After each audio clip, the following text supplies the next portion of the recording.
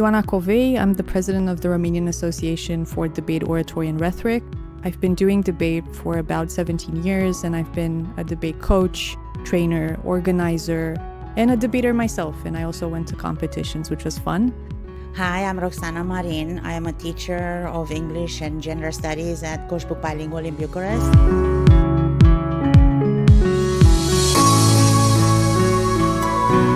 Debate starts with a topic, which is phrased as a statement. And regardless of your personal opinion about that subject, you need to support one or the other position regarding that topic. So for example, whether or not school uniforms should be mandatory in high school, or whether or not the UN Security Council should be disbanded. Those are the sort of things that you might debate. As you can see, it's a very wide array of topics. And then you have teams of 2 or 3 people. The format that is most largely practiced is a 3-person format. You have to prepare arguments for a position and then be ready to support that position in a match. So it's 3 against 3, and they have the opportunity to respond to one another, but also to bring their own arguments. And that, in short, is a debate match. It should last no more than 15 minutes. I guess community is the key word for me in all the extracurriculars that I do. Unfortunately, the formal system of education does not always foster a sense of community and solidarity among participants. And as a person that, as a student, suffered from different discriminations and bullying, and then as a young teacher, I was subjected to the same as a Roma queer woman. I was always in search of activities that could foster a sense of community and solidarity, especially among minority people like myself. But then I realized that in a community such as the debate community, being the minority or the majority doesn't matter anymore, because that's exactly what debate is best for.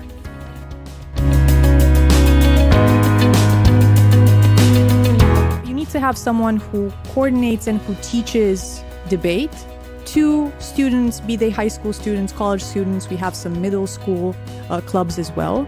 And what happens is that they meet usually weekly, sometimes bi-monthly in some cases. And for, let's say, 2 or 3 hours during the weekend, they'll work on exercises to develop their critical thinking abilities.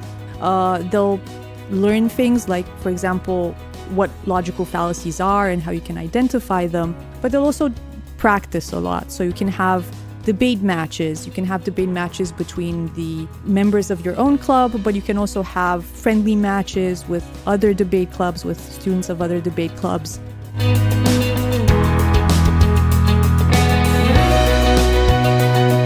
Sometimes our rationality is overshadowed by our feelings, especially when we experience like intense feelings of frustration, oppression, etc.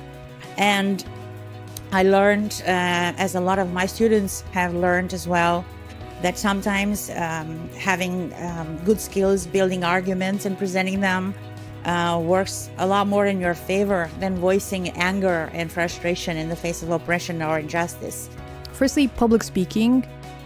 To be able to express yourself clearly is very difficult, and you might be your intention might be very different from the effect, from what the person that listens to you understands.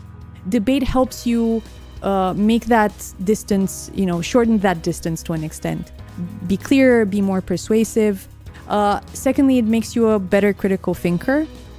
It's very important to be able to ask yourself why and identify, again, weak spots in arguments, your own arguments, someone else's arguments.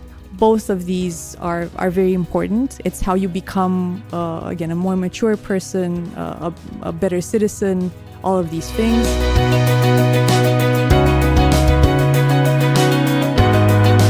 They're still very nervous, and to be honest, I'm still very nervous too when I speak in front of a new group, when I deliver a training to a completely new group, for example, or I speak in front of a large audience. And I think it's normal, and it's always going to be there. The trick is that you just get better at controlling it with time. You still get butterflies in your stomach in a bad way, not in a good way. But debate and public speaking, any kind of training like this, just teaches you how to cover it up better.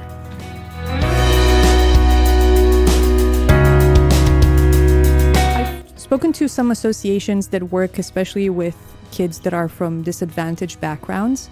And for those that do debate, what those associations say is that the kids, when they talk about debate, they say, I've never been asked my opinion.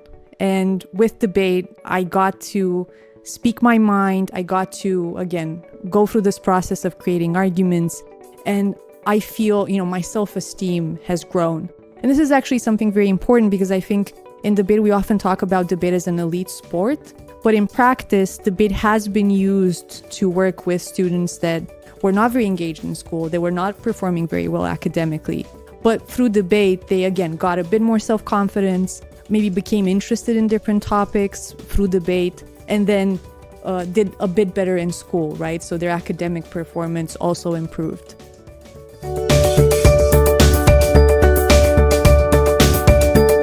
Alumni who have made me proud with their achievements, going on to become, presidents and directors of important associations or CEOs of important corporations. I mean, you see that a lot with your debate alumni. It's like really, and also there's a fun fact that I just want to put out there.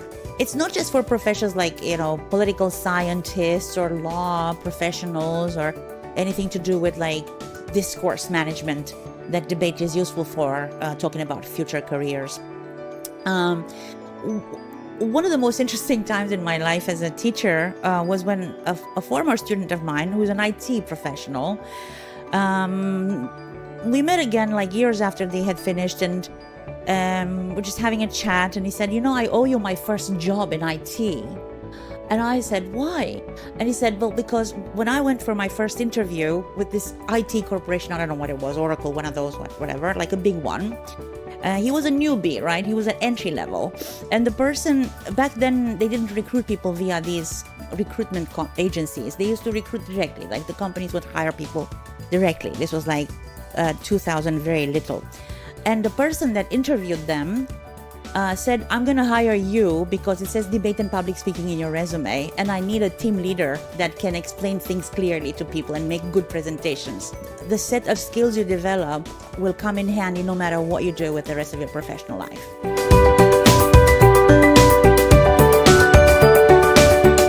A lot of our former students who were in the debate club went on to be volunteers or even found their own organizations and work with minority groups or work for on educational projects. Some of them went into politics. There's a lot of community engagement that comes with being a debater. We have debate topics that we call motions, and we call them motions because debate is inspired by sort of parliamentary debate where you would have in parliament, opposition, a government side, an opposition side, and they debate on certain motions. I think it's essential to democracy to have the instruments to verbalize and then also, let's say, examine the sort of things that we, propose in society to make change.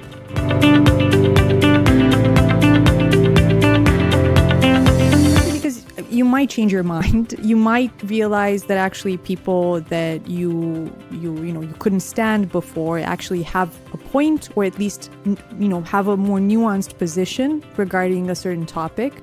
And I think it's also an exercise that helps you become a more critical thinker in general, right? Regarding your own beliefs, regarding messages you see in the media, regarding how you interact and what your value system is. I think those are the sort of benefits that you get by debating.